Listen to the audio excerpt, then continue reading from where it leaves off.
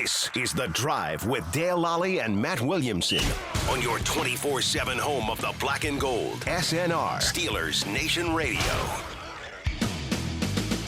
And welcome to The Drive, and it is a Mike Tomlin Tuesday. Mike Tomlin holding his press conference today in the aftermath of the Steelers' 32-13 win over the Las Vegas Raiders, and now Devontae Adamsless, I should say, Raiders. And, well, there was plenty of news coming out of this today, Matt. And a lot going on in Steeler Nation right now. A lot going on across the NFL. Yeah. We talk about team you're about to play, the team you're gonna play, and all that good stuff. We spent time yesterday talking about the teams that are out of it are going to start trading wide receivers, and lo and behold, boom, couple go. But obviously, the big topic here today in Pittsburgh is what's going on at quarterback for the Pittsburgh Steelers. We have some snippets from the Mike Tomlin news conference today, and I want to play these back, and then we'll talk about them when they're done here. Sounds so let's get to what Mike Tomlin had to say today. How do you knock the rust off with Russell short of getting him into a game, and at what point does that decision come? You knock it off to a degree just getting an in-helmet perspective on the work. There's one thing to sit in meetings and digest football and be a full participant like he's been, or to be a guy behind the offensive group digesting it from that perspective. But the in-helmet perspective and the reactionary see to do and some of those things, that's what I'm talking about. But there's also a totality of his resume as well that makes you more comfortable than guys with shorter resumes in that regard, in terms of his ability to play ball on a limited amount of exposure. I have that mentality about guys across positions, and we've had that discussion before. Veteran players, there's just comfort that comes with experience in some of those, really sometimes uncomfortable discussions. You say that first team offense. We're going to determine that as we get closer to tomorrow. We got some more strategic meetings today, but I'll acknowledge that Russ proved his health last week, man, and we're looking hard at it this week. It is up for consideration. Mike, what hasn't Justin done, or what does he need to do better so you guys are 4-2 to not just name him the starter? Justin has been really good, and we've been really good at times, but not to be confused with great. Man, this is a competitive league, man. We're trying to position ourselves to be that team. And we got a player with talent who hadn't had an opportunity to play, so we're going to potentially explore those things. Sometimes it doesn't necessarily have anything to do with what Justin has done or has not done. Justin has been an asset to us, man. Last week, for example, man, his ability to utilize his legs by design and by ad lib was a significant component of that game. He rushed for 50-plus yards and 2 touchdowns in game. And so we're appreciative of that. We're appreciative of how he's taking care of the ball. But we're just looking at all the people at our disposal the same way that we do at any position. We acquired, Terrell Edmonds a number of weeks back, who we have a history with. And as soon as we got him up to speed and got comfortable, we started considering ways to utilize his talents. That's what you do in this thing. You better have your foot on the gas at all times. You better look to divide the labor up in the most appropriate way based on who's available to you and healthy, and that's just simply what we're going to do. Mike, is there a scenario where you utilize both quarterbacks on Sunday night? Certainly, there's a scenario. There could have been a scenario where that could have occurred last week. Is it fair to say then that this is more a competition this week in practice of Russ against his own state of readiness, or is this a competition between Justin and Russ? I probably hadn't thought about it in that way as you stated it, but really we're just going to roll the ball out and let both guys work and make decisions from there. Mike, when do you plan to make a decision on that? I don't know, closer to game time. Mike, is there something you're looking specifically out of each one of those leading up to the week to help you make that decision? I'm looking for top quality play, man, and winning. Not only from them, from all of us. That's what's required in our business. With what you saw from last week from Russ, what was he able to give you that you're looking for him to build? He just proved his health last week. He proved his ability to protect himself, to move appropriately within the pocket, to not be limited schematically in terms of some of the things that we were capable of doing or wanted to do. Those things had to happen before we could seriously consider him and his talents, and that happened a week ago. Mike, do you feel like there are guys like Calvin Austin, other guys in you guys' receiving game that have been doing a good job getting open that you guys think you can capitalize more on with your passing offense? At times we've gotten open, at times we haven't. That's just a function of football. And so, say what you will about that. I just think that's always a component of football. There's always, plays left out there for a variety of reasons. Like when you do evaluate your quarterbacks, how much do you take into account like turnover-worthy plays that don't result in turnovers, like fumbles that you recover, drops, interceptions? I take into account everything. Mike, when you look at Justin's ability to his mobility, the rushing, the things that he did in that Raiders game, does Russell have the same capabilities in terms of using his legs in a similar way that Justin does? No, he does not. Justin's legs are an X factor. How does that change the offense then if Russ is in there? It remains to be seen, and I think that's one of the cute things about this discussion. Mike, as you make your decision about the quarterbacks this weekend, would it be fair to say that going forward, whoever you pick, both guys are healthy, that player is going to be at that position until health or performance? No, that would not be fair to say. What makes this different than you were 4-2 last year, and you had Kenny's numbers were not great. You stuck with Kenny, you said we're only judged by wins. Judging by that, Justin's record is the same. Why experiment with Russ? Look at Russ. The people are different. It's a different journey. I'm very cautious about drawing parallels between one year and another. The myriad of variables in our decision-making in this game are such that it's a fruitless endeavor. It's never as simple as it seems, respectfully.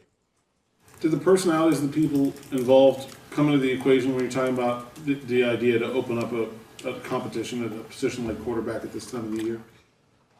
There's as I just said, the variables are endless. How have you seen those guys respond to the situation personally?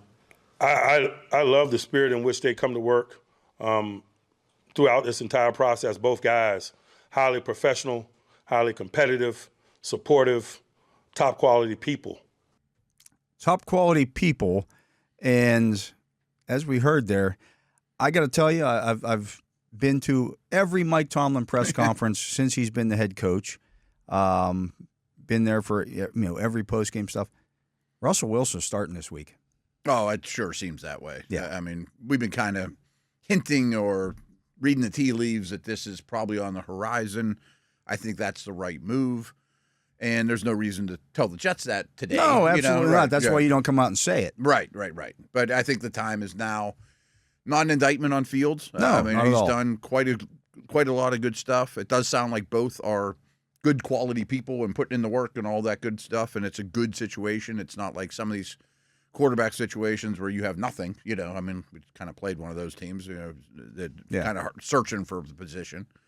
A lot of things to take away in that.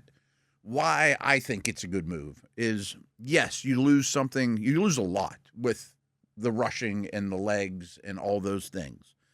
But it makes me a little crazy that people think Russell Wilson's some kind of stiff. He had 340 rushing yards last season in 15 games. And 3 touchdowns. Right. He averaged like 22 rushing yards a game. Yeah. That's a lot. He still moves well. He doesn't and he move still like threw Fields. 20 touchdown passes in the red zone. You are allowed to throw the ball into the end zone. Into the end zone. I mean, that was definitely one of my big bullet points of red zone passing, touchdowns in general through the air, deep ball passing. If you're going to live in crowded boxes, which they absolutely are going to until further notice, you have to hit the deep shots. And Fields hasn't been enough. No. I mean, and to me, it goes back, Matt, again to the play action stuff that they've done it. Oh, they've done it, but they haven't done it successfully with Fields at quarterback. They're averaging less than 5 yards per play on play action passes. Yeah. Russell Wilson last season in Denver behind not a very good offensive line. No, not a loaded group at all. Right. Averaged 8.6 yards per play action attempt. Yeah. I mean, it's night and day. If you're averaging 5 yards a play, period, as an offense, that's not great. You know what I mean? Let alone off play action, which you should probably get at least a yard bump across the league, if not more. I definitely think some of the procedural quarterback above the neck stuff is going to improve a great deal. I also think that the fumbles are a problem. I mean, he's got 6 of them. Leads the league. 6 fumbles is the most in the league. Everybody just glosses that over because they haven't been turnovers. Yes. But you're not going to recover all your fumbles. Oh, no. They've been very fortunate thus far to recover all but one of those fumbles, and it doesn't work that way in the NFL all the time. It's going to even out. Yeah. And that's a big part of it. And you heard Tomlin, when he was asked, do you take all of that into consideration? Absolutely he does. Absolutely. There was also the interception that got negated by the penalty on the Raiders on Sunday. You take that into account. Like, he threw that ball. Yep. A couple numbers. Now, I'm not going to say Wilson is in his prime or in his best year. No. But there are some trends about. So, the quarterback Steelers about to play, Aaron Rodgers and Pat Mahomes, I think people are familiar with his work, have the best touchdown to interception ratio in NFL history. Yes. That probably should shock no one. Russell Wilson's third. Yeah. I mean, like, he still is not throwing a lot of picks, and he still throws a fair amount of interceptions. Now, I know that the biggest feedback I've gotten is Wilson's going to get killed behind that beat-up offensive line. His elusiveness might be worse than Fields, but he can certainly still roll out and whatnot, and he's going to know when and where pressure's coming from better, just through experience. Yeah. And I think there's a little bit of a misnomer, too. Both these guys have taken a lot of sacks over the years. I mean, we knew that before they were Steelers. So if you look at just the raw sack numbers that the Steelers have taken, it's not crazy. But they don't throw that often. Right. 8% of their dropbacks have resulted in a sack. And only 5 offenses have a higher sack rate against them. Is it going to be worse than that? You know what I mean? Right. That's my point. And again, if you're able to operate offensively and back some of those defenses off from attacking the running game all the time, you're not going to take as many sacks. Mm-hmm. If he hits the open guy, if he just does the quarterback stuff that you expect, I think it should be better. I'll also say this: who's the Steelers' number one threat in the AFC North? Ravens. Absolutely. Yes. Who leads the NFL in rushing defense? Oh, Ravens. The Ravens. So and rushing offense. If you think you're going to go into Baltimore or host Baltimore here and beat them throwing for 145 yards as you did last week against the Raiders, you're insane. It would have to be 9-6. Yeah. Right. It's the first one to 10 You would have to situation. completely shut down their offense defensively. Which happens to be the best in the league as well. To make that happen. Yep. You have to be able to throw the football in the league to beat the Ravens. Yep. You have to be able to – this is all I heard all offseason. Got to be able to throw the ball to beat the Chiefs. Got to be able to throw the ball to beat the Bills. Yep. Now they're putting the quarterback in there that can actually throw the football, and people are complaining about this. Yeah, I don't understand the complaints because, again, it's not necessarily a demotion for Fields or a failure. He was on 2 when the his account. season started. Right, he was 2 when the season started. He's 2 now.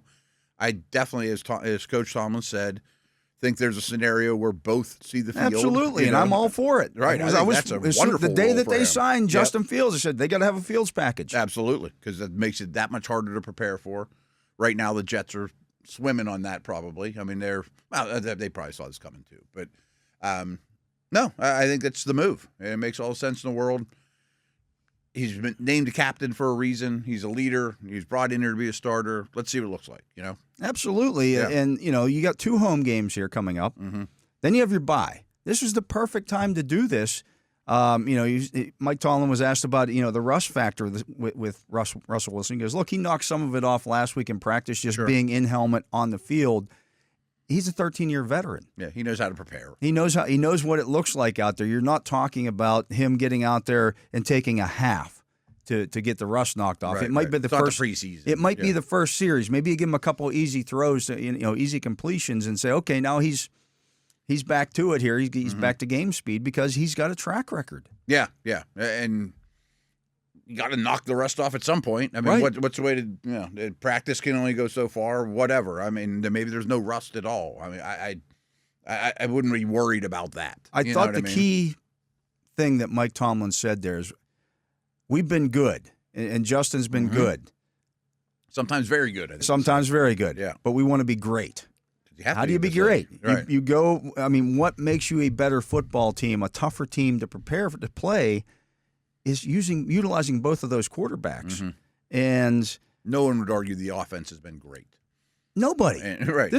Until this 32-point output they were averaging 18.4 points per game. Mm-hmm. And people are acting like, I get it. Justin Fields has been good. Yes. And he's accounted for 10 touchdowns, and that's fantastic. and you're 4-2 with your backup, but your starter's healthy. Yeah, this is the guy they went out and signed to be the starter. You go to him now. He's healthy. Yeah, I think it's the right move. I'm really excited to see it in action, and I think the offense will look noticeably different. I forget how we phrased it yesterday, but I think everything in general will be cleaner, crisper, than, maybe not the numbers reflect or things like that, but I think that everything will have a different feel to it, knowing where to go with the football. I also think he's a better timing passer than Fields. Fields is still a see it, throw it, let it rip type of guy. He'll throw guys open. Yeah, exactly. All these guys are, at this point right now, Van Jefferson has 8 catches. Mm-hmm. I'll bet you he doesn't have 8 catches, but didn't have a catch Sunday. I bet he doesn't come out of this game with one catch. Yeah. When he's out there all the time. So we were texting back and forth last night during the game and probably watching it a little more intently than usual since the Jets are the next opponent.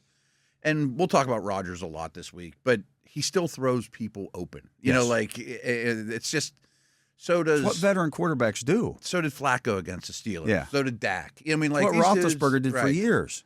Caleb Williams isn't doing that. Even Jalen Daniels, as well as he's playing, isn't doing that.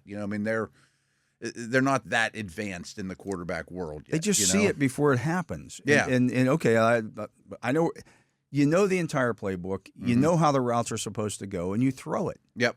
And, like Rodgers last night, which I expect to see some of this from Wilson, lets the ball go.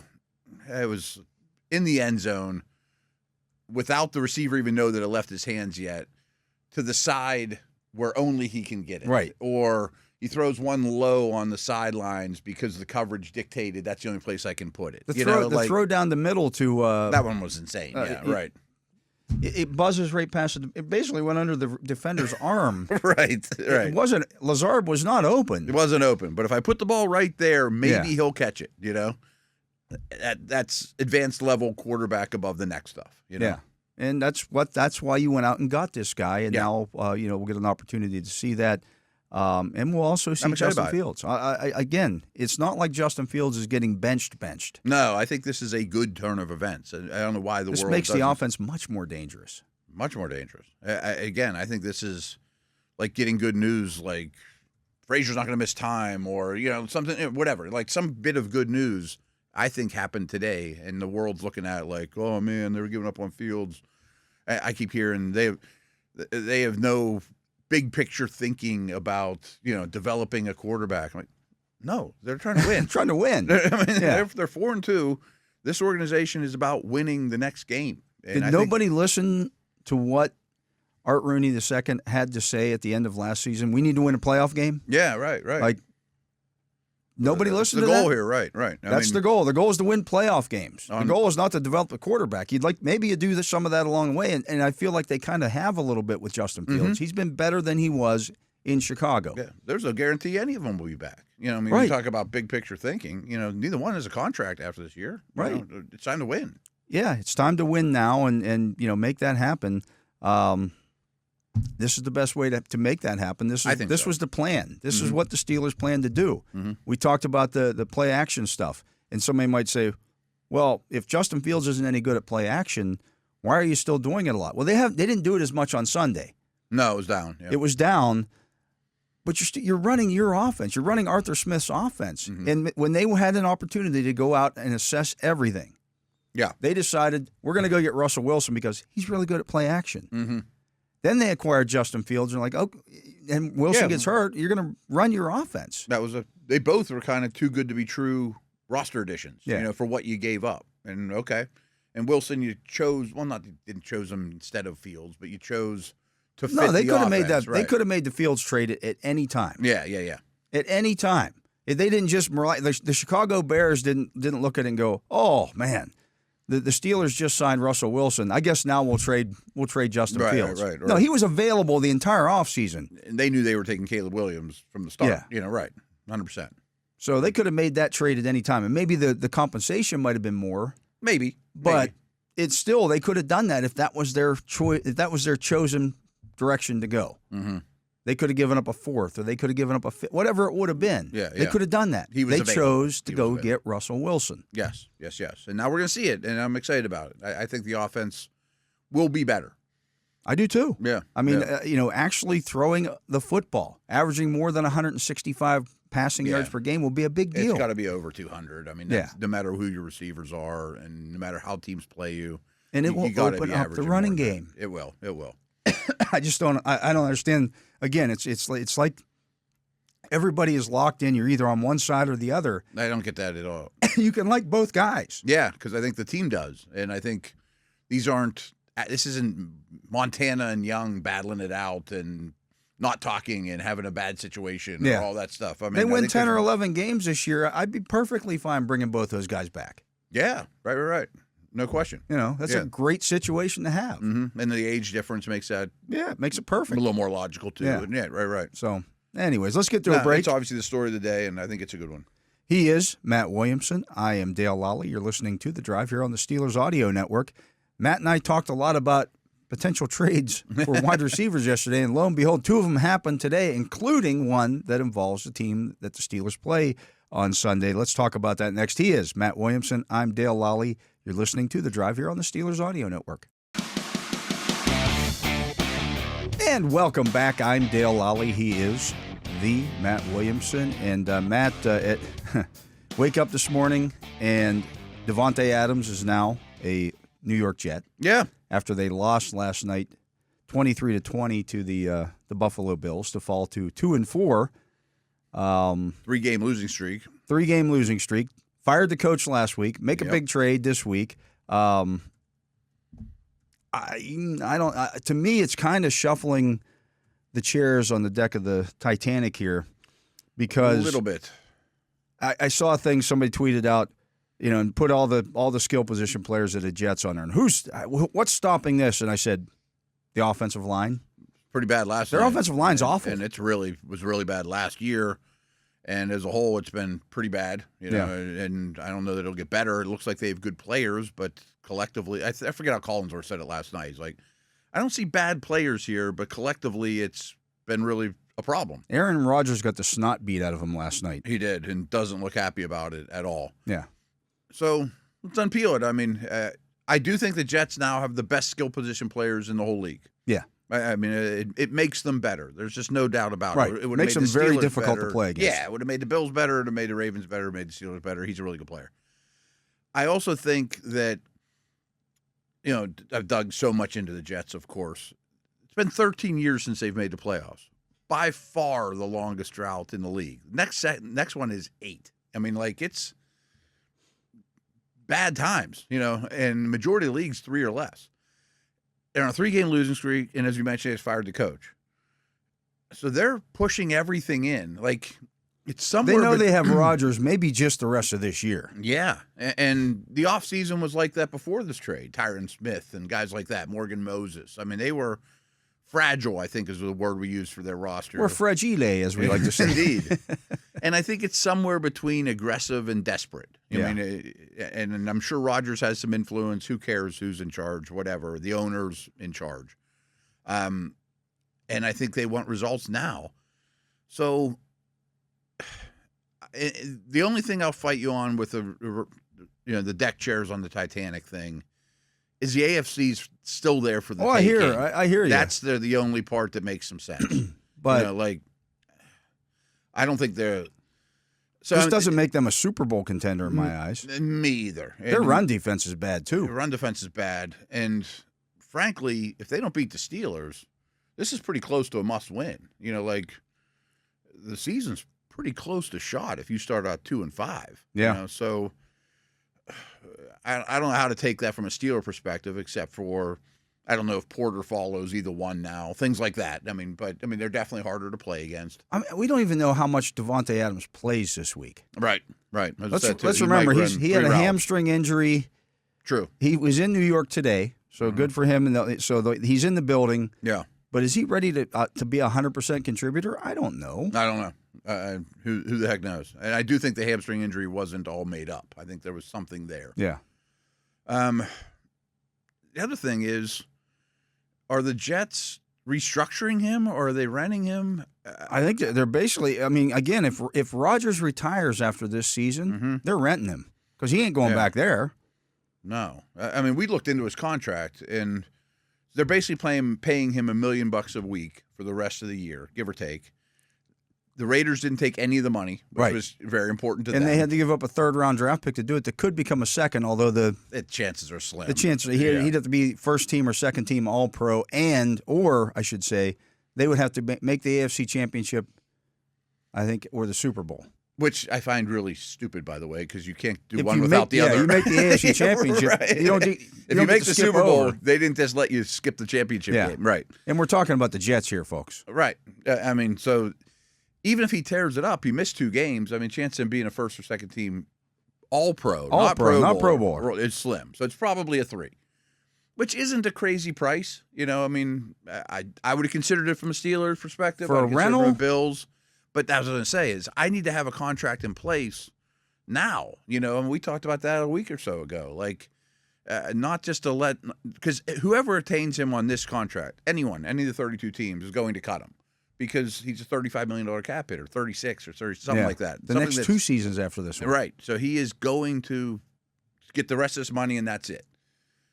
If I would have had a deal with him in place, and I find it funny that the Jets just did this with Reddick – and didn't have a deal in place, and he hasn't played for him once. I mean, of all the teams that could do this, so whatever, that's their problem. But that's the caveat I would have had in terms of, from a Steeler perspective, is I have to have a contract I like and he likes going forward more than just the next 10 games or whatever. Yeah, to me, this is also an old team getting older. Exactly. They're all in for this year, and where does that leave you? Yeah, right. With no draft picks, With no draft picks and a lot of potentially no quarterback, right. And you know, I mean, you got to win this year, which means, and you're 2-4, 3-game losing streak with a new coach. And let's be honest. I mean, I never thought the Devontae Adams to Pittsburgh stuff was a possibility. No, really, because this is where he wanted to go. Yeah. So he got it.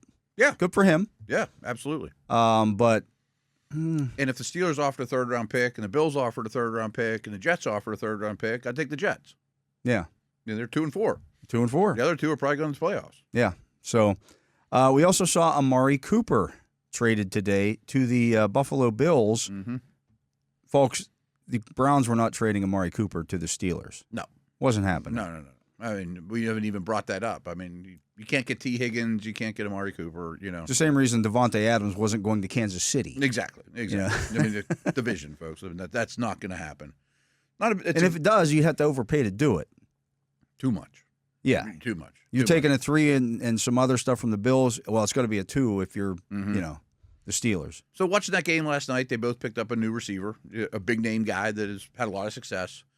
I think Buffalo's better off for it. I do too. You know, I think they're truly a contender, and have missed the Stephon Diggs chain mover, beat man coverage, true X. Find it funny that Cooper has said he doesn't like playing in weather, and he goes from Cleveland to Buffalo. Yeah. But hey, good luck with that. Yeah, let's see how that goes. But the biggest takeaway, I think, from a Steeler perspective is the Browns are done. The Browns have waved the white flag. It's over. Who's next? Yeah, I think you could. So they are not done dealing. I'm sure. I mean, they got to eat that Watson trade. Right. I mean, I joked that could Myles Garrett end up in Detroit? I mean, I don't think that could happen, but I bet there's 3 or 4 names you could get there on the cheap to take off their payroll. Not the Steelers, of course, but I mean, it could be had. They're done. One of those cornerbacks or something like that. Yeah, Jack Conklin maybe, or something along those lines. I think last year the store is open in Cleveland. Right. I mean, they're shot. They're probably going to end up with a top 5 pick, and everyone knows I enjoy strength of schedule and stuff like that in the offseason. But this is playing the Browns in the year looks a heck of a lot better than it did when the schedule came out in July or whatever. Yeah, you know what I mean? You'd hate to say, well, man, gonna win those 2. Both of our Browns games are out of the way here, and now they trade Amari Cooper. Right. I mean, you're gonna get a shell of a roster. Although, quite frankly, it hasn't mattered because they stink. They're so bad anyway. Right. I mean, they have the second pick of the draft right now. I saw this today. They haven't scored more than 20 points in their first 20 or more points in their first 6 games. Yeah, first team in 10 NFL seasons to do that. That's just 20, bad. Right? 20. That's incredibly bad. I found one today too. So Watson's been sacked 31 times. Second is Caleb Williams at 20. He's been sacked 11 more times than any quarterback in the league. Yeah, it's open season on him. Yeah, I mean the line's a problem, but he's a problem. Yeah, it's just bad on bad on bad. Yeah, You know? it's a bad football team, and now they don't have any receivers. We'll see who else waves the white flag here. And people are acting, so there's been a lot of reaction to this. In fact, one of the things trending on Twitter right now, or the X-Twitter, Steelers miss out on wide receiver trades. No, they haven't. I don't know that it's done. We're still like 3 weeks away from the trade deadline. And by the way, the Steelers' bye week lines up very nicely with the trade deadline. I hadn't thought of that. Yeah, like that does give you you a can little make more that deal and acclimation get that guy acclimated quickly. And the guy we brought up yesterday happens to be in Europe. Yeah, that doesn't mean he can't get on a plane. They made a trade yesterday. They traded the defensive tackle to Seattle while they're in London. Like, do you go right or Think do you go about left? that poor guy. Yeah, you go east or you go west. Maybe just go straight over the top. Right, go over Antarctica or the North Pole and see Santa. Right. All your stuff's back in Jacksonville. You packed to go to London. This little bag, right. Yeah. And now you're getting shipped off to Seattle. Yeah.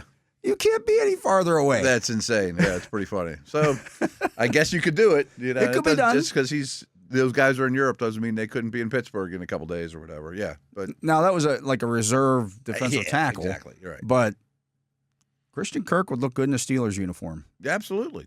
And there are other names that could be had. I mean, I think it's getting to the point where the have-nots know that they're the have-nots. Yeah. You know, it's not even just mathematical. I mean, like the Raiders didn't have a terrible record before last week, but knew they were a have-not. Yeah, you know? for sure. I was just looking here. What are we, week 7?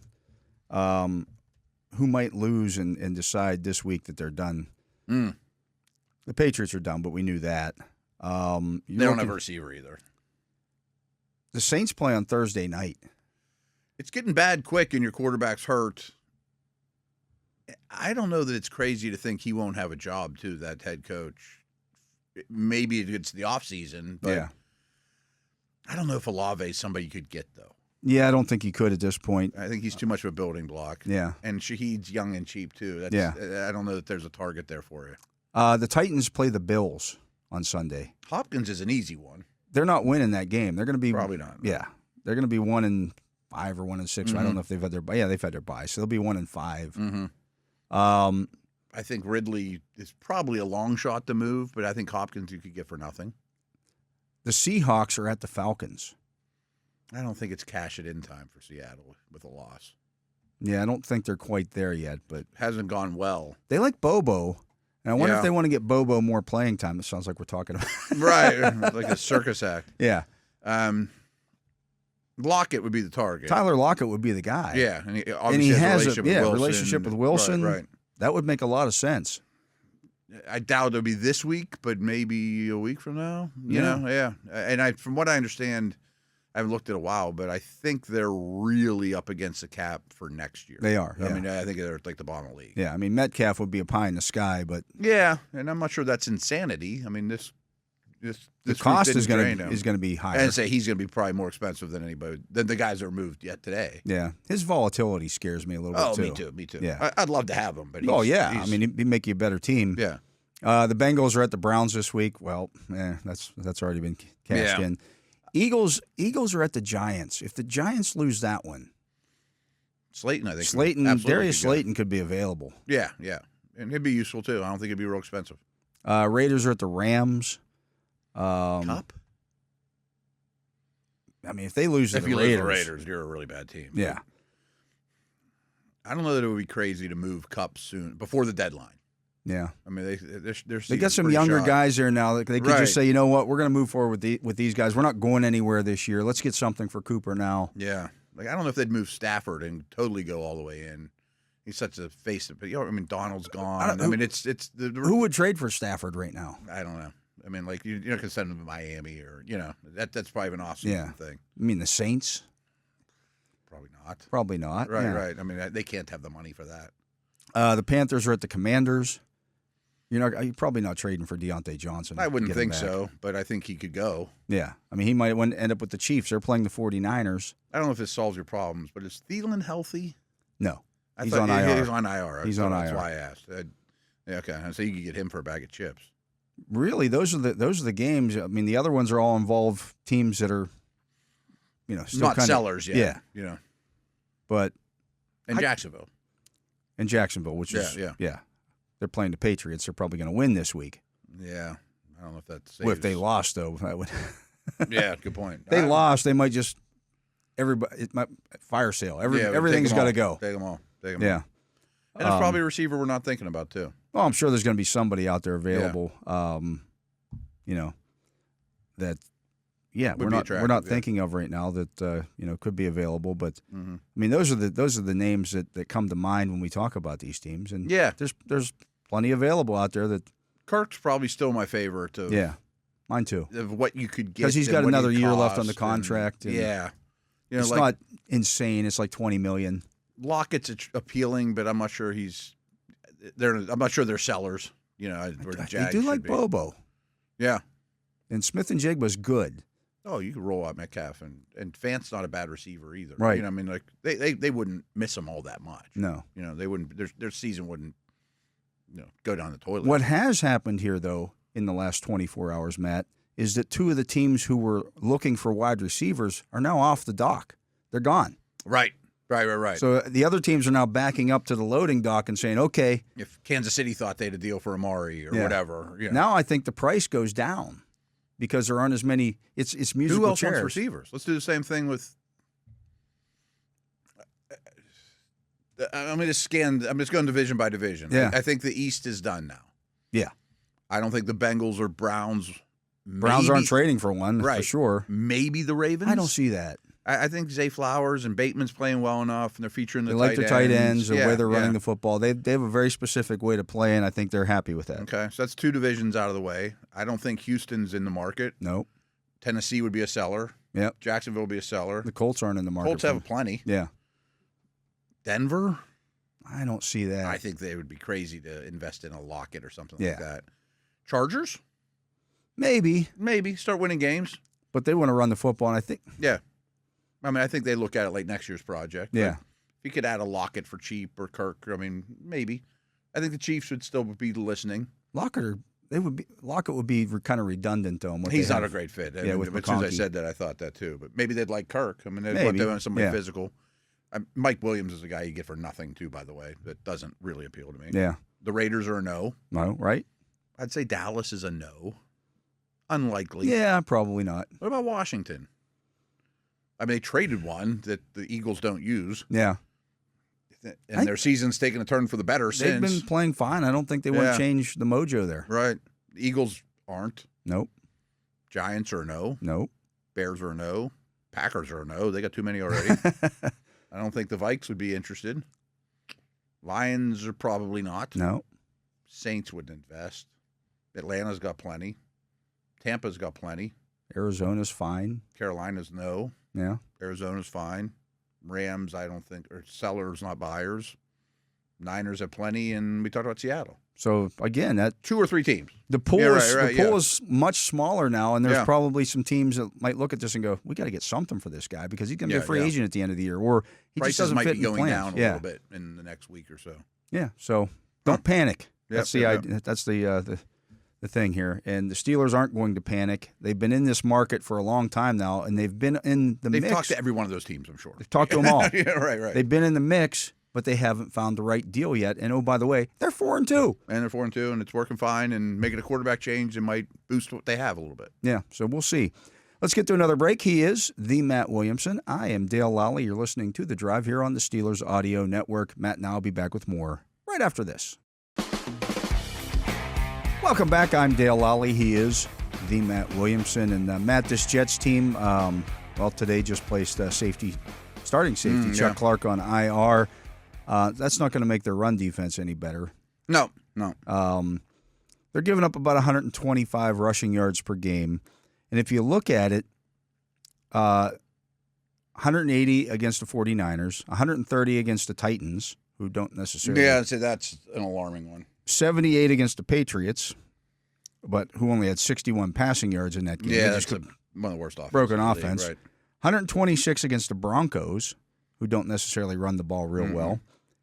82 against the Vikings, but that was a game that Aaron Jones got hurt in. And then last night, 149 to the Buffalo Bills, who were playing without James Cook, their number one running back. Yeah, and it's felt like sometimes watching it live, we were talking off the air. They had 100 rushing yards in the first half. Yeah, sometimes the feel's different than the numbers. Too. Yeah. And I felt like last night the Bills could pretty much get what they needed to do on the ground. Yeah. Without question. So a couple things. It's the numbers show. They are 6th worst in what they call stuff rate, which is gains of negative yardage or no. In other words, you gain yards against them pretty the majority of the time. Yeah. Yes. They don't allow a lot of explosive plays overall, but I think you get chunk yardage. But that kind of is how the Steelers play anyway. You know what I mean? Like they got more explosives this past week, but if you can consistently get 4 or 5, I think the Steelers will take that all day long. Yeah, absolutely, and that's kind of been their MO. Mm-hmm. So I think you should be able to have some success against this team. Some of the other things that stand out about them, they've got Aaron Rodgers. Yeah. They're 9 of 17 in the red zone, scoring touchdowns. Okay. 52.9%. They've also been very pass happy. They don't run the ball very much either, right? Rodgers has been sacked. We were talking about field sacks. Mm-hmm. He's been sacked 16 times already. Yeah. And he's taking some big hits. He doesn't like to get hit anymore. Right. That's 100% true. Most older quarterbacks don't. No, right. But he's at that stage especially where coming off a major injury. Mm-hmm. You could just tell, that so many of those guys that played to that age don't defend themselves as well, don't take hits as well, hurt a lot more the next day. Like he's sore today. There's no question about it on a short week, preparing for the Steelers. And the Steelers are going to hit them. And their offensive line, they have a lot invested in, but they're not getting their, payment on their, or getting what they should out of what they've paid for those guys. Yeah. The other big thing is penalties. Penalties are brutal. The penalties are awful. Awful. And it was bad last night. Well, last night was the most penalized game in the whole league. Watching that game, these standalone games, you see the flags fly like crazy for whatever reason. That was the most, yeah. And this was even like we had several instances last night in that game where New York, well, they're in New York, but the league office is buzzing in and overturning stuff and overruling things. It's like, I don't know if that's good for the game or not. I don't know why we have challenge flags anymore almost. Right. I mean, I'm fine with getting everything right. I'm cool with that. Don't get me wrong. And personally, I don't mind the stoppages in play to get it right, but I'm not the average fan either. Like people that just see, we're going to hold this play up, get pretty sick of it quickly. But to your original point, I mean, they've been committed. And when I say committed, that's ones that have been taken. I'm not even calling the declined ones, or there's 2 flags on the same play or whatever. 50 penalties this year. I mean, only Houston's more. I mean, it's very much a problem for them. Absolutely, and they just not played smart football. Mm-mm. I mean, this is a small thing I dug up, but the Steelers have gained 18 first downs via penalty. You get a defensive pass interference call, first down, Steelers. Steelers opponents have only gained 5. So you're plus 13 in just that category. Just in that category. But the Jets are the opposite. They're 8 more penalties that they've given up. They're 8 more first downs. They only had penalty. 3 in the first game against the 49ers. So it's all recent. It's all been more recent. Yeah. And here's the big thing. Everybody talks about those 2 cornerbacks, and they're good. Mm-hmm. You know what one of which you got hurt last night. The most often called penalty against the Jets thus far has been defensive pass interference. Doesn't totally surprise me with their style of play, too. Yeah, but that's a problem. Get grabby. People talk about this with Joey Porter Jr. Oh, he's too grabby. He's too grabby. So is Sauce Gardner. Mm-hmm. So is Reed. All those. It's tough when you have that length, like Sauce and Porter and those guys too, and they ask you. And if you're going to play a lot of man-to-man and do that, you're going to get some pass interferences. Yeah. The Steelers haven't gotten a bunch of them this year. These guys have. So just to stick with the penalty theme, I'm going to get back to the Jets, but the Steeler penalty problems are pre-snap. Only the Browns have more pre-snap penalties than the. And a lot of that to me is all the young guys that you've had to roll out there. Wilson might help it. Yeah. I mean, that was one of my put in the pro columns for Wilson. Not that Fields doesn't know what he's doing, but someone that's been around a lot longer is going to get people in and out of the huddle, aligned, all that stuff better, I would imagine. Yeah. Just for reference point, the league average for defensive pass interference calls against you is 3.25. Yards you're talking about? No. Oh, okay. How many Number. you've actually taken? The number. Yeah. How many you've I said taken. it's a yardage penalty, too, is going to be high. Right. They've had given 142 yards on 8 defensive pass interference penalties. So almost, 20 yards per game or per time. There are almost 5 pass interference penalties over the next closest team. Wow. It's like one more per game. It's one more per game, which is a big chunk play per game almost. Like giving up an explosive per game. Yeah. I mean, that's a lot. I mean, it's not just a first down. Maybe it's 3 because you gave up a 30-yard, PI. I mean, it Those might are be points. a difference between a field goal or a punt. Right. I mean, easily. Yeah, I mean, so it's a long completion. something to keep an eye on there. Somehow they've only been called for 7 holding penalties on offense, which maybe they should hold more. They should. I think all of them were last night, actually. Yeah, they should probably start doing it more and see if they can get away with it. And keep their quarterback up. I kind of got the idea of why Baltimore moved on from Morgan Moses last night because he's looking bad. old and sluggish, and I mean, I think they knew that when they drafted the Penn State kid too. If they try to this leave is a placeholder. Hey Morgan, you faced T.J. Watt before. You stay on that island against T.J. Watt. Yeah, that ain't Good luck with that. And now Highsmith's back. And now too. Highsmith's back. Right. I mean, Smith's still a good player, but not the same. Yeah. And it's problematic. Where was I going with this? Another nugget I just heard the announcers say last night that I jotted down is the Jets have the most former first-round picks on their roster of any team in the league. They have 14. Not all of them are Jet drafted. A lot of them aren't. Yeah. I mean, a lot of them aren't. But they've got a lot of high pedigree dudes. They got a lot of old dudes. They just added another one, a couple hours ago. Not a first-round pick, but a high pedigree, accomplished guy. It's just a weird team build. They're a little bit different than the other teams in the league that way. Yeah. By the way, DJ Reed has 5 of those pass interference penalties. Does he? Okay. Basically 1 per game. I mean, he gets a lot of targets. Yeah. I mean, they're a left-right team, but I would imagine a lot of teams move receivers around to face him, and he holds up well. That's the thing in this game. I'm curious about his injury situation. I'll be interested to see how much the Steelers say, you know what, we're just not going to put George Pickens over there on that side because we know Sauce Gardner's going to be on that side. We'll put him on this side. Yeah. Now, if Reed's hurt, does Gardner just face Pickens? And I don't know. I mean, did they reevaluate that or not? I don't know. I mean, because Reed they trust. Yeah. Almost like kind of similar to the Steelers. But situation. if you're not a team that travels, you don't suddenly start traveling. I know. Rare. I mean, the Steelers did when Porter made it. But then they consistently started doing and then they did it from here on out. Yeah. Right. And it's almost like what Dante Jackson's becoming, though, too. It's like, we really like you against two. Yeah. Right. Absolutely. But Jackson has to travel because of Porter. Right. Let's get to a break. That's going to do it for hour number 1 of the drive here on the Steelers Audio Network. Matt and I will be back with hour number 2 right after this. And we are back. I'm Dale Lolley. He is the Matt Williamson, and it is time to kick off hour number 2 here with a little fantasy football focus. And Nice. It's Tuesday. That means it's go ahead and do your ads this week. Mm-hmm. And let's take a look here at some of the top guys available. Ty Chandler rostered in 27% of leagues. We were just talking about that off the air. They got the Lions this week. Get the Huge Lions this game, week. Coming off a bye.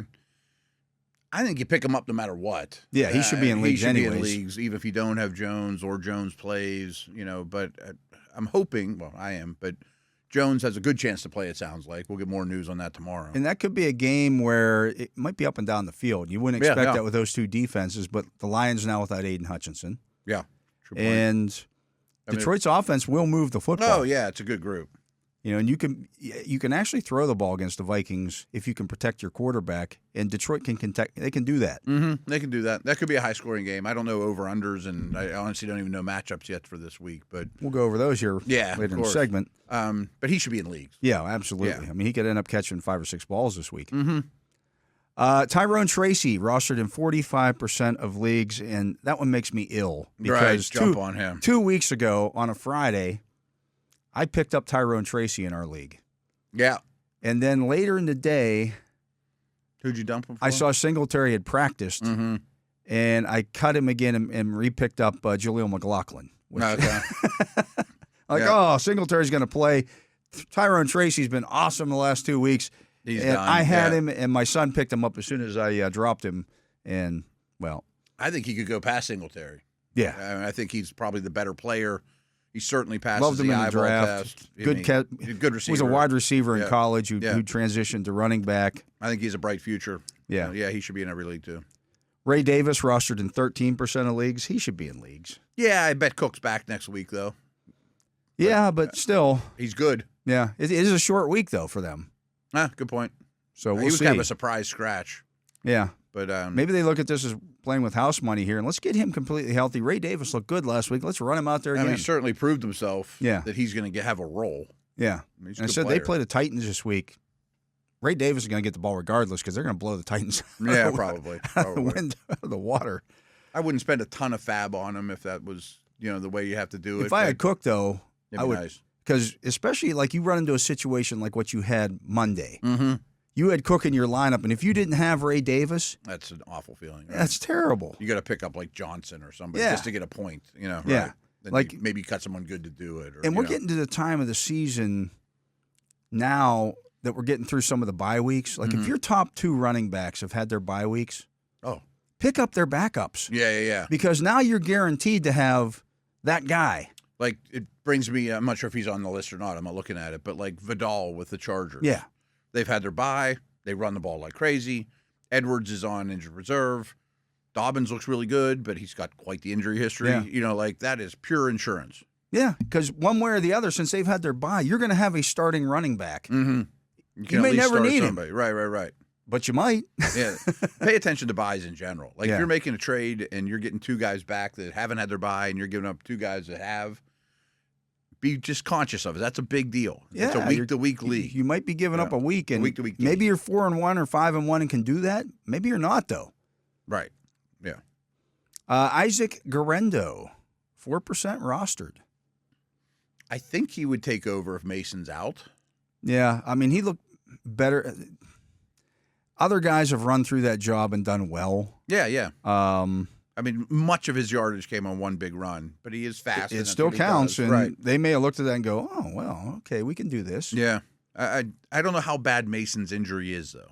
I don't know. Might he play and be fine this week? That I don't know. Yeah. Yeah, but maybe not. And I'd watch list him at a minimum. there's been no Christian McCaffrey news here for a couple that weeks. part doesn't even. So Garendo, if he's the faze true me. number 2, Then in itself, he should be in. If you have you know who they play this week? Kansas City, Oh wow, that's a fun game. big game. Wow. So Vikings, Lions, and Kansas City. yeah, Niners. if you've got Mason, Not a bad guy. Not to a have. bad guy to have. Yeah, I wouldn't count on McCaffrey at all.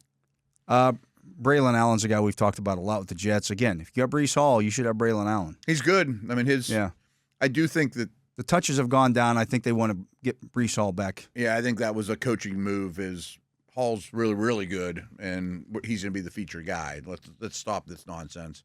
But Allen's would be really relevant. Yeah. You mentioned Kamani Vidal. He's rostered in 11% of leagues. Now, it wasn't an explosive out. He had 2 catches for like 40 yards and a touchdown. So the point total that he had last week looked a little skewed. I think he had 4 carries for like 11 yards. Yeah. So if I was a Dobbins owner, back to your point, I'd be interested. Yeah. I mean, he needs something bad to happen to be relevant, though. Yeah. And I don't know if he'd get all the touches or not. Now, this is one, somebody asked me about this one on Sunday. Jalen Warren is now only rostered in 42% of leagues. I think I'd pounce on that. And somebody asked me on Sunday, it was some middling wide receiver, or if they should start the middling wide receiver, if they should start Jalen Warren. And I told him to start Jalen Warren. Okay. Now, the points weren't great. No. But the usage was there. And so they played every third down, basically. He was on the field, I think it was about a 60-40 split. Mm-hmm. So they didn't back off from using him. And you got to throw the fourth quarter out. Yeah, because that was those two played. Yeah, if that would have been a closer quarter. game, Jalen Warren would have been out there more and got the ball more. And I do think, and he had some catches. I think he had a little rust that he knocked off Right, too. I do what too. mean? Like the first couple of runs weren't good. Yeah, there was I forget who my decision was, but I decided to bench him. But I'm going to play him this week. Yeah, just because I want to see one more. I think Jalen Warren moving forward is in that flex. Yeah, he's like an Algier. He's like a 10-point floor. Yeah, he'll catch the ball. Yeah, he'll catch the ball because he's going to be out there on third downs. They don't want to do that with Najee Harris. They just haven't been able to play Warren early in this season. It's kind of been out of sight, out of mind. Hence, him only being rostered in 42% of leagues. And now I think they want to run the football. Think about it too. I mean, it's definitely a Sean Payton thing, but the Broncos running backs led the league in receptions last year. Correct. I mean, Wilson is known as home run or check down. You know what I mean? I mean, so I got no problem checking it down to Jalen Warren. Absolutely not. No. Right. Deontay Foreman, 1% rostered. Well, we saw Ford get hurt last week. Mm-hmm. Just such a bad offense. Yeah. I don't trust it at all. Nick Chubb might be back this week. I would just try to stay away. Yeah. I mean, you have to be pretty desperate to go down that road. Sean Tucker, rostered in 1% of leagues. I think we talked about this yesterday. I think he's going to have a role moving forward. I would imagine three-headed backfield just kills them all. Yeah. I mean, so this week But this isn't one of these ones where, well, if I got Rashad White, I got to have Sean Tucker. No. No. Right. I think we'll learn a lot this week, assuming White plays, how they want to use those guys. Yeah. I don't think Irving's role is going to drop. That's not going to change at all. Right. I'd be pretty comfortable with him. But Tucker was catching balls out there. Mm-hmm. He had the Rashad White role. And the problem is, he might be better. If you don't pick him up this week, he might get real expensive next week. Right. You know what I mean? Yeah. Trey Benson, rostered in 19% of leagues. We know James Conner's injury history. Mm-hmm. Didn't play much at all late in the game. I think he's nursing some small things, and they were losing a lot. They were losing badly. Is James Conner? Could he be a Cowboy or he seems like he could be a trade candidate. The last year of his contract. Right. Yeah. Benson was the second running back drafted. Yeah. The reports haven't been great, and he hasn't done anything, but he's not a bad stash. And not to mention, we're quickly getting down this road. What do the Cardinals need to see from Conner going forward? Right. You know, in terms of he's team 29. building. He's not going to be in a long-term plan. Right. Like, they need to know if this guy's good or not. Yeah. So that's one to definitely keep an eye on there. And Dearness Johnson, rostered in no leagues. Travis Etienne's hurt. Mm-hmm. He was out there a lot on third downs. I would say Bigsby owners were upset. Ticked off with Dearness Johnson. Yes, because he's a gnat, that is going to, especially when they're losing, and they're losing a lot now. It looks like he's the true third down Could back. they trade Travis Etienne? I've mentioned that a couple times. They up his contract, or they didn't pick up the fifth year option, did they? I don't think they did. So. I think he's up after the year. Yeah. There's not a lot of running back needy teams, but that's a team that should certainly listen to it. I think Bigsby's better than him. I do too, and Dearness Johnson's not bad. No, he's not. Looking at the wide receivers, Josh Downs still only rostered in 48% of leagues, but Richardson's coming back. I know. He still has to be in every league. I understand that, but there's going to be some times if you're watching the Colts play and you're a Josh Downs owner, and the ball goes sailing over his head or zips through his hands at 100 miles an hour because he's 5 yards from the quarterback. You're going to be like, put Flacco in. And Pittman's back, and they have everybody now. It's going to be hard to keep all those guys fed, but it was certainly good while it lasted, but I'm not giving up on him. Yeah. If he's out there, you should grab him. So the Chiefs are coming off the bye week. Mm-hmm. Juju Smith-Schuster still rostered in only 31% of leagues. I think that kind of kept the ownership down a little bit last week because of the bye. I think I'm going to start him in our league. I was just looking at it at our break. I'm torn between him and Jalen Waddle. Yeah, he's like a wide receiver 3 at this point. Yeah, I think so. Until you see something different. Right. I don't know if I'd count on 9 catches for 125 yards or whatever he had last week. No, but I think he'll get consistent usage and a good offense. Yeah. And that role was really conducive to points. Here he is, fool's gold. Christian Watson, rostered in 41% of leagues. Probably. The only receiver I want in that offense to start consistently is Reed. I know. The rest of them are all, you never know. It's almost like the 49ers offense now. So which one's going to go? We know this one's going to be good, but the other guys are all, who knows? I picked him up in the last minute in our league, too. Now I have him and Wicks, which I really don't want to start either one. I want one of the two to get hurt or whatever. Dobbs is back, and he's got a role, and, Well, there's a good point to bring up, too, Matt. Like, when you're putting in to pick somebody up,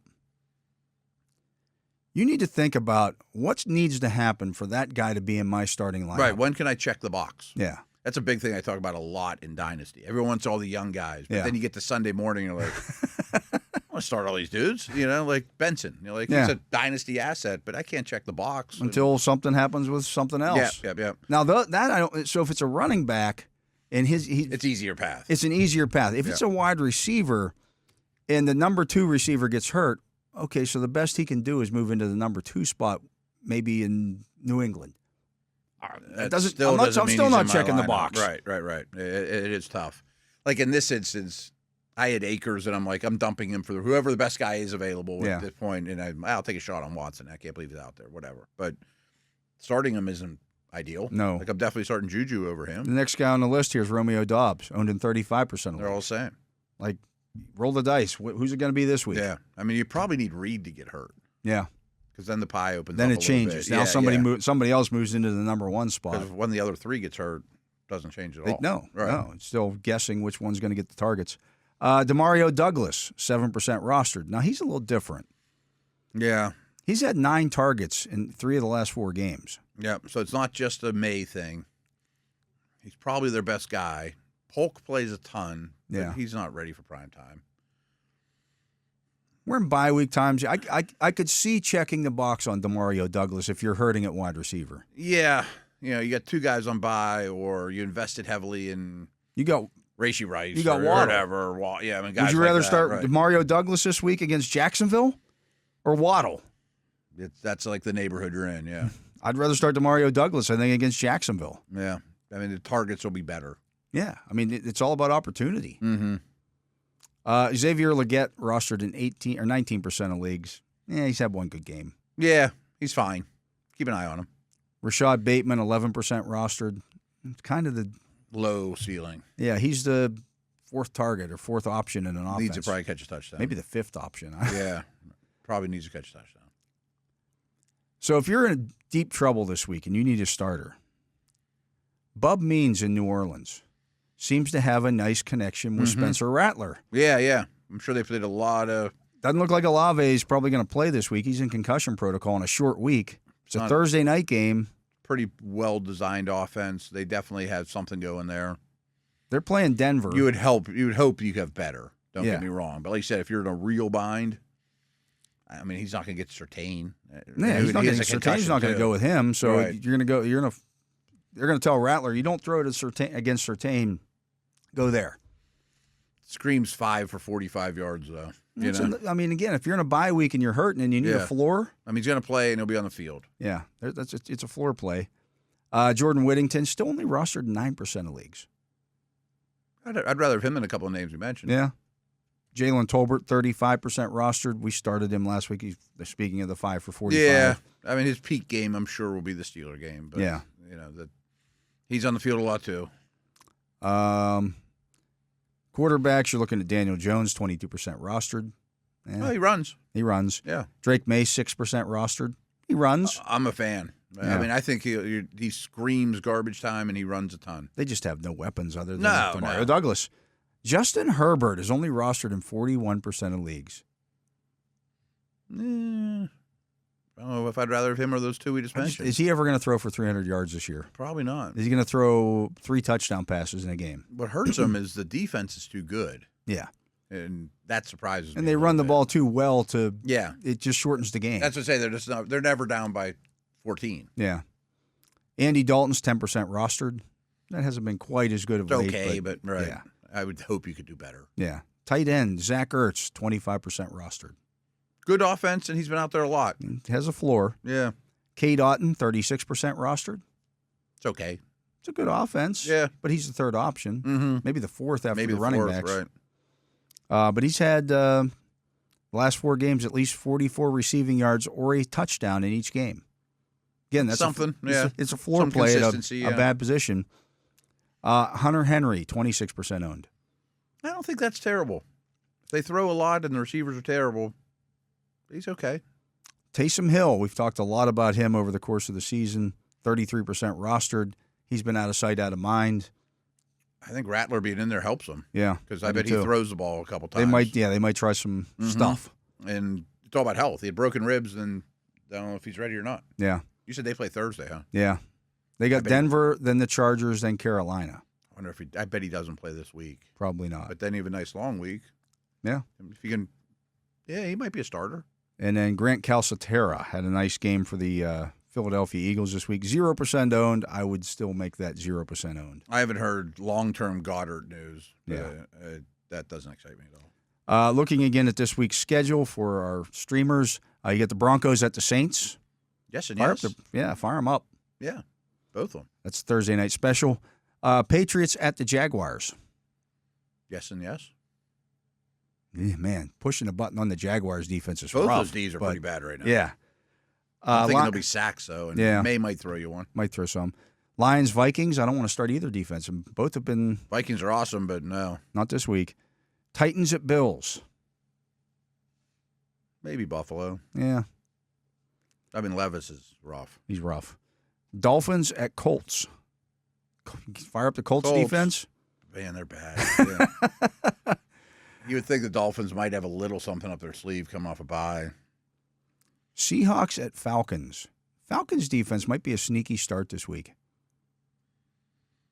The Seahawks, I just saw this, that Geno Smith has not thrown multiple touchdown passes in a game this season. Really? Like, they get yards. Let's say he's got a ton of yards. And they throw the ball a lot. Mm-hmm. But the offensive line isn't very good. No, that's a big problem with him, too. And he has thrown some interceptions. As I say again, I don't love it. I don't love it, but looking at, if you got the Vikings defense and you're like, I need to pick it somewhere. And you don't want to cut him. Yeah. You might just want to hang on to him. Texans, Packers, again, I don't want to start either one of those defenses. No. And then those are two, decent defenses. Bengals, Browns. I can't start the Browns defense this week. You can start the Bengals is what I was thinking of. You might be able to start the Bengals defense, yeah. I mean, 31 sacks or 31 sacks. You're right. Who's blocking? I'd say Henderson will have some. It's not terrible. Eagles, Giants. Giants lead the league in sacks.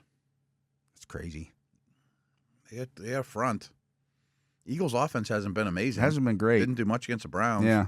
Starting the Eagles against the Giants? That was my next question. I think Andrew Thomas is hurt. He's struggling. Yeah. They're both okay. Raiders, Rams. No and no. No, I think not. Maybe the Rams. Panthers, Commanders. No and no. No and no. Chiefs, 49ers. Again, these are two defenses that were typically you would start. Are you starting them against each other? Not unless I have to. Yeah. There's better ones. There's streamers here. Jets, Steelers. Yes and yes. Ravens, Bucks. Again, the Ravens defense is one you would typically start. You starting them against the Buccaneers? The Buccaneers throw the ball well. Yeah. I mean, and that's what the Ravens try to run. That's what I mean. The Ravens don't handle the pass very well. They just don't. I would not start the Bucs. No. Probably not on the Ravens. And then Chargers, Cardinals. Chargers been very startable, but I don't love that. Yeah, there's just some bad matchups this week that you may have to pick up a team like the Falcons and start them this week. Mm-hmm. We came up with a handful of good ones though. Yeah, that were cheapies. Yeah, like Bengals. You know, the Bengals Bengals that are definitely out there. I mean, that's a tough button to push. I'm going to start Jacksonville this week. I'm going to start the Bengals. Like, right. What are you doing? You're betting against the opponent. That's all you're doing, right? Anyways, that's going to do it for the Fantasy Football Focus. He is Matt Williamson. I'm Dale Lolley. You're listening to The Drive here on the Steelers Audio Network. We'll be back with more right after this. Welcome back. I am Dale Lolley. He is the Matt Williamson. And you can, of course, hear the Steelers Nation Drive on the Steelers Audio Network every Monday through Friday from 4 to 6 p.m. right here on Steelers Nation Radio. And, of course, you can also get the podcast on the Steelers official mobile app and watch it on YouTube. And, Matt, I got to tell you, the comments after yesterday's show on YouTube. What did we do so wrong yesterday? We didn't, Field stuff. Yeah. We hate him, apparently. Yeah. I like him a lot. I like him a lot, too. I'd start Wilson. Apparently, Steelers if we could agree go with back and play the pre-draft audio stuff of me praising Justin Fields. Yeah. But people think I hate him. Yeah. Like, no, I just want more. Yeah, I think you need more. I covered this team right? in the Cordell Stewart days. Mm-hmm. I go back that far, and yes, they made it to 2 AFC championships with Cordell Stewart doing his thing. Yeah. They didn't get to the championship game. They didn't get to the Super Bowl, though, with that. Oh, yeah. Speaking of Super Bowl. All right. Power ranking time. All right, I thought so. Got Eric Edholm's power rankings here on NFL.com, who is now reporting that, Russell Wilson's going to start this week for the Pittsburgh Steelers.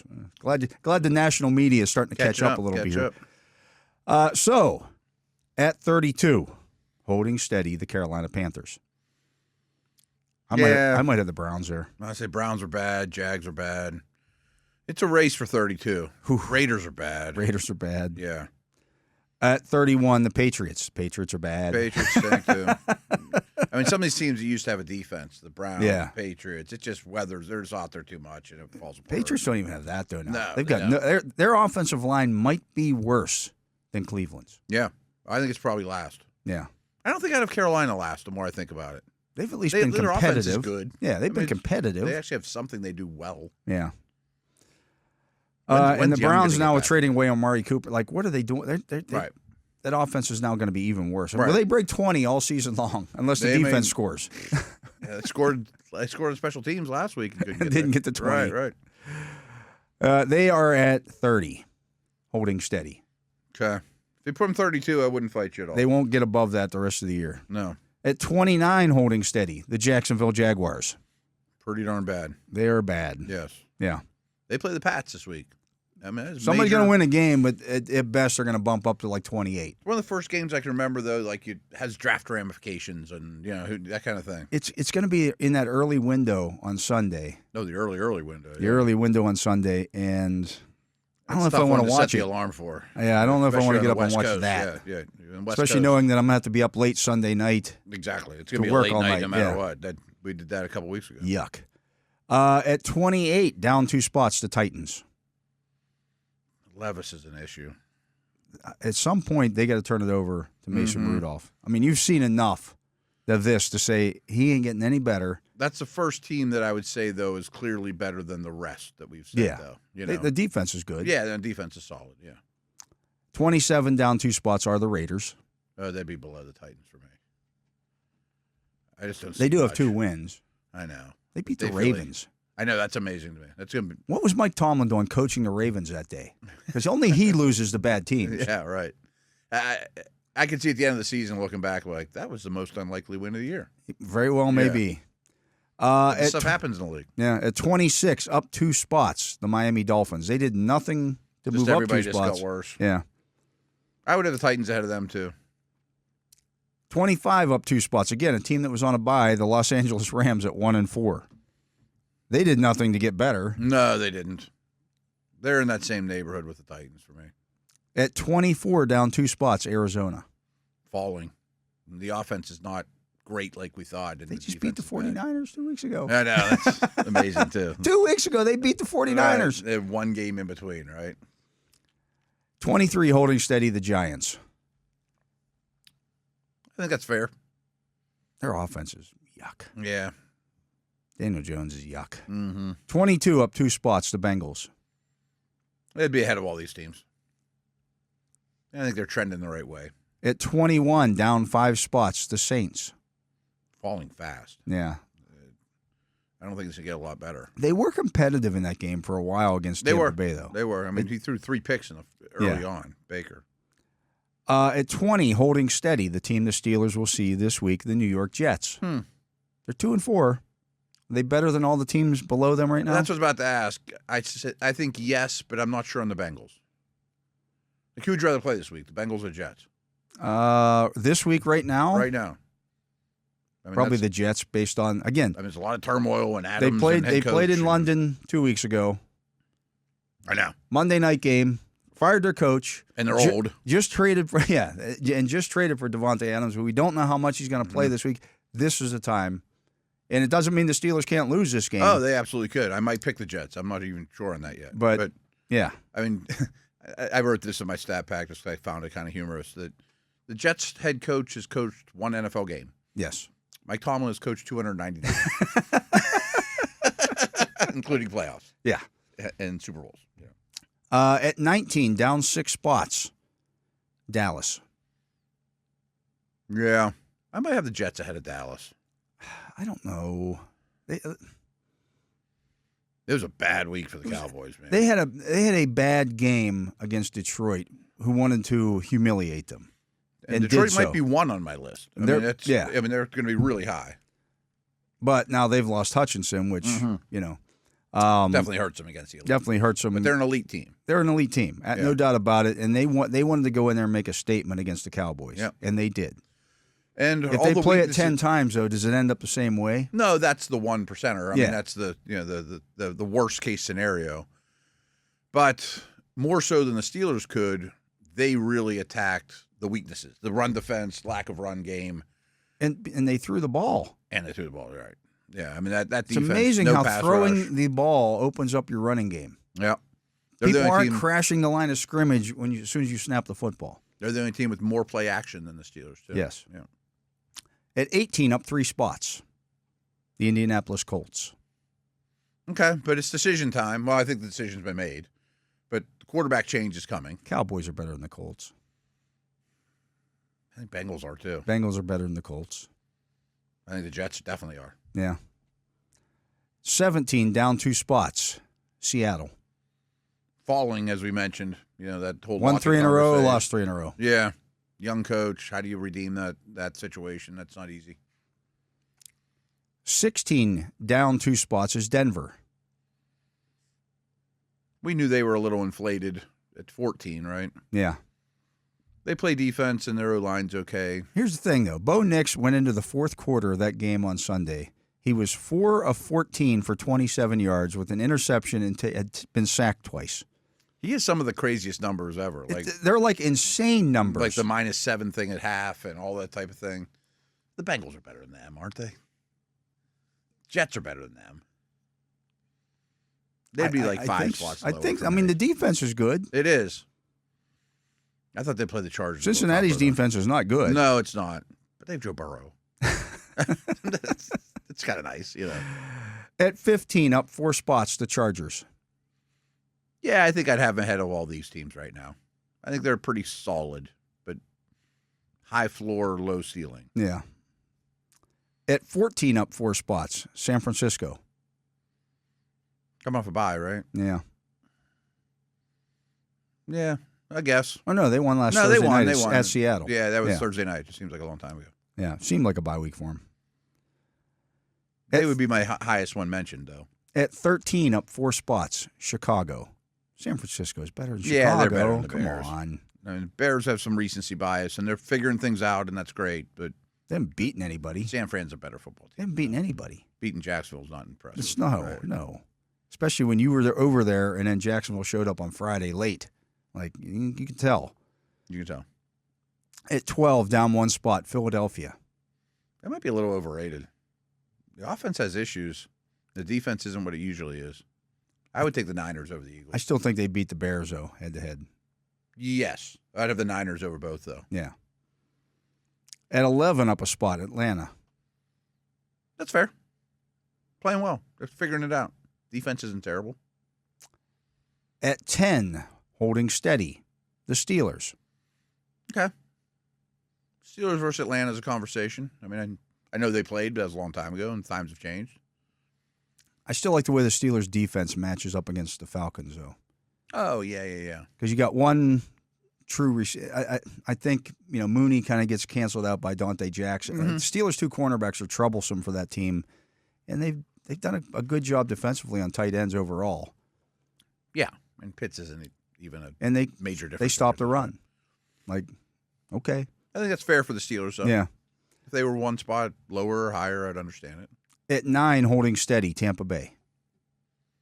Yeah, they're finding ways to win. Baker's playing well. Enough. A little bit volatile, but yeah. At They 8, actually ran the ball this week. down 2 spots, Washington. I don't think they'll finish the season in the top 10. I don't either. I think it's been a really good story. It's already a successful year if they lose every other game. Yeah. They But- might make the playoffs in the NFC. They might. Maybe. The NFC's harder. The NFC is deeper. Yeah. It's the whole deeper. North is strong. And losing Jonathan Allen doesn't sound like much, but that's a big No, loss it's for them big. in a defense that already wasn't good against the run. They don't have many strengths to begin with, and now they kind of lost one of your only strengths. Yeah. At 7, up a spot, Green Bay. I think there's like 7 good teams, is my hunch. I think everything I'm not sure if the Bills are a good team. They have not been mentioned. I would have Green Bay over the Bills. But I'd have Green Bay over everyone mentioned. At 6, up a spot are the Bills. Okay. Who would you like between those two? With Amari Cooper now? I forgot about Cooper. Yeah. That's the missing piece. Yeah. Okay. The offense should be better now. Yeah, that's a nice addition. That's exactly what they needed.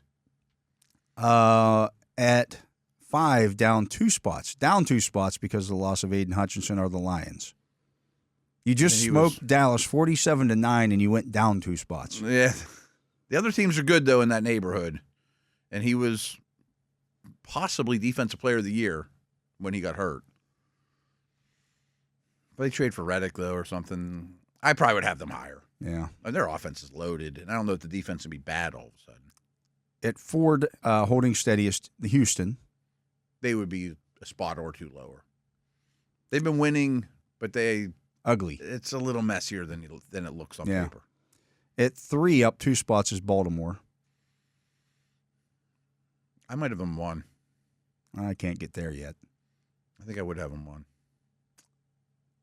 2 is Kansas City, and Minnesota is number 1. Yeah. If you're going to move Baltimore to 1, that's because both Minnesota and Kansas City were off last week, so they didn't do anything. They were already 1 and 2. I can't move the Ravens. I think I said a week ago I had Baltimore 1, though. Kansas City played Baltimore already this season. Baltimore can't beat Kansas City. I get it, but that's not necessarily what power ranks are about, though. Who's the best team right now in the league? I think it's the Ravens. There's 2 unbeatens. I can't put the Ravens. This is a Ravens team that's 4-2 and lost to the Raiders at home. I get it. I can't put them at number really 1. well right now. That's all well and good, but I can't put them at 1. And they just beat Washington by 7 points at home. Yeah, Washington's in the top 10. Yeah, but we just said Washington's not going to finish in the top 10. No, but they're playing well coming into that game. What I'm saying is I don't think the Ravens are world beaters. I don't think any of these teams. Oh, I don't think any of them are. There's no dominant team. Like the Ravens were better a year ago. Yeah. I mean, the Niners were better a year ago than all these teams. The Chiefs were better a year ago. Yeah, but the elite teams last year were more elite. Yeah. No question about that. That's when Mike Tomlin's talking about we want to be great. That's what he's talking about here. Yeah, It's there for the taking this year. These teams are not complete teams compared to what we've seen in the last few years. Compared this to most is not the Super Chiefs Bowl of type teams 2 or 3 years ago. I agree with all that. I mean, I think all these teams have issues, or every team we just mentioned in the last 5 to 8 or 10 should be kicking the tires at the trade deadline to add something. Like the Bills did. This may be the most active trade deadline we've seen in a long time in the NFL. Because there's some teams that really they're done. I mean, there's 8 that are garbage that have no hope. I mean, that they should definitely be sellers. And you've got all these teams. We could go through that top 12, and there's like, oh, they could add this, or that team could add that, or Like if we were in Buffalo right now, we'd be pretty excited about Amari Cooper. But you'd still maybe like to add another cornerback or something along those lines, or safety. Yeah. But at least they did something to say. Could that propel us to 1? Right. Maybe, Yeah. I mean, I could write a story where it could. If you're Detroit right now, you're going, oh, we need a replacement for Aiden Hutchinson. Badly. Bad. Like, I'm overpaying for that. And rarely do I take that stance. Like, this could be their year. If you're Green Bay, I don't think they're in them. They're kind of pretty full. Yeah, they're okay. Let's just keep it rolling. And if you're Washington, you need more pass rush. I don't know if I would spend draft picks, though, and go all in. You're Tampa Bay, you could use more help at cornerback. Yeah. Defense in general's not good. The Steelers, we know what they need a receiver. Receiver go a long way. The Falcons. I mean, the Chiefs needs a receiver. Yeah. If you're the Falcons. What if you're the Vikings? Cornerback help. It's not good. Yeah, and they are hard on those guys. Yeah, they ask a lot of them, and, But would you push your chips in, saying this is maybe our year? Maybe. I'm not trading like a future first. You beat Detroit this week. You're 6-0. Yeah. Right. Oh yeah, we got to go get somebody. I'd be aggressive. Yeah. I mean, you have the tiebreaker over. You're not going to San Francisco in the playoffs. You don't get many years where you're actually a contender. You know what I mean? Yeah. Like you gotta. It's there. See that window and attack it. It's there. Right. What do the Ravens need? I think more offensive line help. I don't think. I mean, I know they're running the football but they might have the 2 best runners on the planet. Yeah. At their respective positions. That's why they're running the football. It's not because they have a great offensive line. If I got greedy, I'd be interested in a pass rusher. That wouldn't hurt them either. Again, they like if you threw Reddick on that team. Their pass defense, maybe a cornerback too. Yeah. It would be something pass defense oriented. Yeah, because that's been their Achilles heel right now. I think I'd start with a pass rusher, even an interior sub package. The Raiders threw their way back into the game and beat the Ravens by throwing the football. Yeah. You just saw that passing game. Right. different quarterback, but Yeah, I still. mean, a different look. Yeah, I can't remember if Adams played or not. You could go down this list. There's all these teams need something. 100%. What if I mean, I know like Pacheco's fine, but what if you added a good back to Kansas City too? I mean, Pacheco's hurt. What if you threw James Conner on that team or ATN? Or, I don't know. I mean, somebody cheap, right? Not a bad move. Yeah. This could be one more thing that I one can more do well. piece of offense. Yeah, one more thing that I can lean on. Because the defense is good. Yeah, and you got a You don't think of quarterback Kansas City right. as a strong defensive team, but they're a strong defensive team. They're a strong defensive team. Yeah, and you're counting on Juju for a lot too. A lot. Yeah, counting on them to stay healthy. Yeah. Yeah. Let's get to a break. That was the Power Rankings. Matt and I will be back with more. You're listening to The Drive here on the Steelers Audio Network. And we are back. I'm Dale Lolley. He is the Matt Williamson. And Matt, some interesting things this weekend. It's alumni weekend this week for the Jets game. And, of course, the Steelers will be celebrating the 1974 Super Bowl. It's the 50th anniversary. Of Super Bowl IX, right? Of Super Bowl IX. In fact, there'll be a premiere tonight at 7 p.m. On the Steelers.com of Dawn of a Dynasty, which tells the story of the 1974 season. And I got a chance to watch that last night, and some really cool stuff on there. A lot of player interviews, good stuff, a lot of footage. I didn't realize that Tulane Stadium, where they played the game, they were supposed to play at the Superdome initially. Yeah. And there were some issues at the Superdome, so they moved it to Tulane Stadium, which, like the week that sounds crazy nowadays. The week after they held the Super Bowl there, it was condemned. Wow. Condemned, right? And they held a Super Bowl there. Like you imagine, like the Rolling Stones or whatever played at halftime, or I mean, like all. Well, those, like they had all up with stuff, the people at that one, but my goodness. How about that? Yeah. So that was like the last game there because it was falling down. Yeah, without a doubt, it was the last game there. Absolutely. Yeah. So you can check that out on the Steelers feed on YouTube. It'll be on Steelers.com as well. An hour from now, basically. Go ahead and watch that. A lot of good stuff in there. Again, some great interviews, great footage from that game. So I heard they're wearing their throwback jerseys. That was going to be the next thing. Oh, okay. You're jumping right ahead of me here. That's not the Bumblebee jerseys, right? No, they're wearing the like 1974 jerseys. That's cool. Including the gray face mask. Oh, really? Okay, that's pretty cool. What I want to see, and what you'll see if you watch the Dawn of a Dynasty video, I want to see somebody break out the Terry Bradshaw, like little double bar. I say some of the masks that they use there, or the kicker masks that they had. Calling that a face mask is being generous. And you're allowed to hit quarterbacks in the head. Yeah. And that was the only protection they had. Basically just protected your nose. Yeah. And I mean, anything at the chin was. That's a different world, man. Some of the hits that you see, from the Super Bowl and things of that nature. My goodness. Oh man, couldn't get away with them now. I mean, I just happened to retweet the Turkey Jones, take Bradshaw, totally dump him on his head. Concussions weren't even really You'd a thing. be arrested for doing that now. I mean, it was like that 70 Sports whatever site, and like, what would be the fine for this now? Like it couldn't be worse. You would be or some of the ejected from Raiders the stuff league. we talked about. Oh. Go look at Lynn Swann versus the Raiders stuff. You know? The things that happened in the NFL in the 70s. And the Steelers dished it out a little bit too. They did. I'm not saying they didn't do it. I mean, but it was legal then. Right. That's how you played. Oh yeah. I mean, nobody dished it out more than the Steelers. Yeah. And some of the stuff in the lead up to that game, like Dwight White being in the hospital with pneumonia, and 24 hours, after getting out of the, not even 24 hours, less than 24 hours after getting out of the hospital, he goes and plays in the Super Bowl. In the Super Bowl. Down like 20 pounds. And was really good. I mean, the defense recorded was dominant, the first career safety in NFL history in the Super Bowl, and he got it. And he gets it coming out of the hospital. Unbelievable. So that's cool. I mean, it's something I'm definitely going to check out tonight. Everyone should definitely watch that. And it's going to be pretty cool atmosphere on a national TV game in those uniforms and all that stuff, too. Pretty cool. Yeah, so you like the block letters, you like the gray face mask. This is your game. I bet people are going to be like, bring them back every year. I mean, it's just a different world, Yeah. I can take or leave the Bumblebees. Yeah, I don't know if we'll see the Bumblebees again. Some people like them. Mm-hmm. They stand out. I mean, don't get me wrong. It's definitely different. Casey Hampton in a Bumblebee. Whoa. It's a lot of stripes. It's a lot of fabric. A lot of stripes. Right, the bumble. It's not thinning. You want the stripes up and down, not round. Right. That's the reason I don't wear them.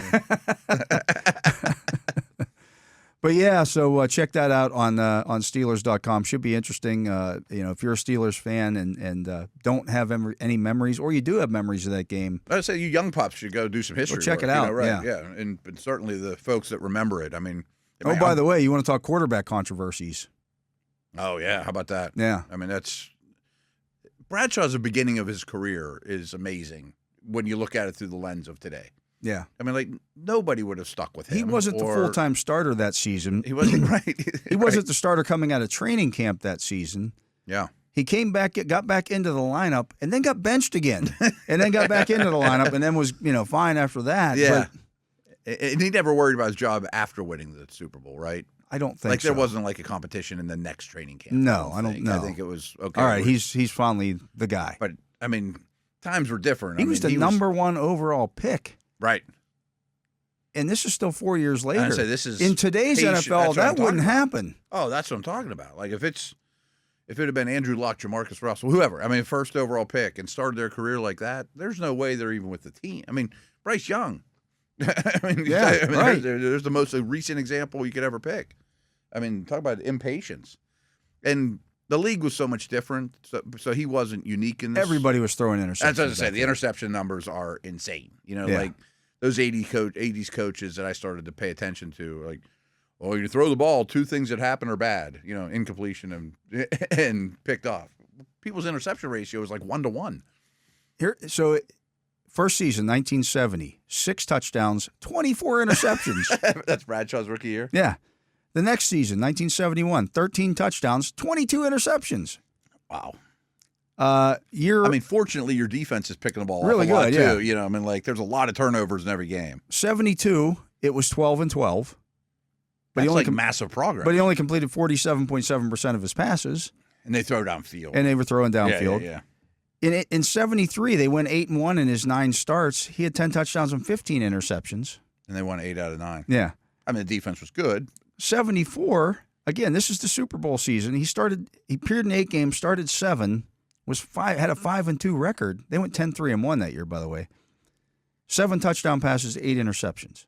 And that's like the going rate. That's what I mean. If you're 1-to-1, it's not too shabby. After that, he was 18-9 then in 75. 76 was another injury, 10-9, but then 17-19 in 1977. I mean, it was a big game if you threw 2 touchdowns. Absolutely. I mean, I think he threw 2 touchdowns in that game. Yeah. I mean, he was the league MVP in 78. He had 28 touchdown passes and 20 interceptions. Wow, 28 touchdown passes. It was huge back then. This isn't Steeler related, but just think about Walsh a couple of years later. Like the completion percentage probably went up 15 to 20 points. Well, when he started doing that stuff with Ken Anderson, right, Ken Anderson led the league in passer rating a couple of times in the 70s. He wasn't throwing a bunch of interceptions, but it was all dink and dunk. That's what I say. Everyone thought it was a finesse offense, but completion percentage goes up like crazy. And now that's what everybody's doing. Like crazy. Right. Bradshaw's the best completion percentage of his career, not counting the last game he ever played in. 55%. Was 57.7. Wow. Because you're going down the field. Yeah. I mean, everything. Let's run. Let's take a shot. And let's go. Yeah. Let's take a shot. Wow.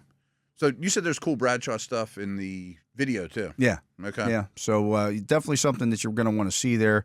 Yeah, you look at the yards per catch stuff. I mean, he yards per completion in 1980, 15.3 yards per completion. We're chucking it. Yeah. Wow. That led the league, but and that was 50 years ago, though, folks. I mean, yeah. I mean, times change, right? The game has changed, but definitely check that out. It's really good stuff on there, and I know people worked very hard on that one. Mm-hmm. But really good staff working on it too. Absolutely. Really good staff working here as well to keep us on the air. All right. And, that's going to do it for today's show. So for my partner, Matt Williamson, for Justin Miller here on site, manning the hotline, the Justin Miller hotline, and also keeping us on the air. Keeping the enterprise moving over That's there. right. Yeah. And for Tyler Vittmeyer, making sure our videos make it out there for full consumption by everybody. I am Dale Lolley. We thank you for listening to this edition of The Drive on the Steelers Audio Network. Steelers football happens here. The Pittsburgh Steelers Audio Network.